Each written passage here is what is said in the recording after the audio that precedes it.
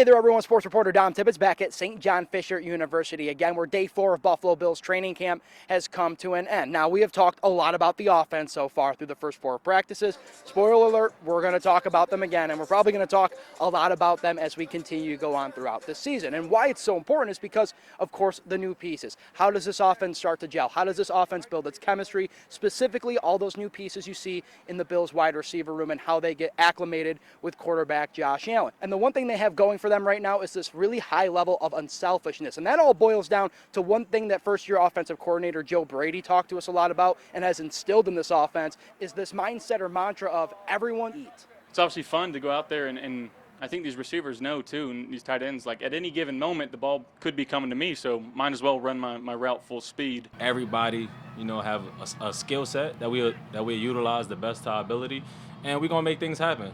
You can't key on nobody. We're going to go out there and play ball. Nobody cares who eats. As long as everybody has a plate, it doesn't matter if so-and-so's plate's bigger today.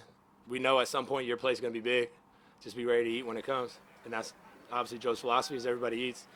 But that only works if everybody eats, only when nobody cares who eats. You're one of those guys you just heard from, Matt Collins. We're going to hear more from him tomorrow. He, of course, has one of the most interesting stories of any Bills wide receiver. That coming up on Monday. Okay, another guy we got to talk to today, Bills tight end Dawson Knox. He's excited, obviously, for his role in this Joe Brady offense, paired up with fellow tight end Dalton Kincaid. But tomorrow, folks, the pads come on for the first time of all training camp. And Dawson, like many of you guys, very excited for what's to come. It's always fun.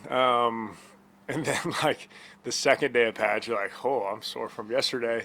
But we all just look forward to it because it's, all the OTAs, all the mini camp, these last few days, there's no shoulder pads on. And I look forward to it because it's easier to block, for one. But also just the energy's always up.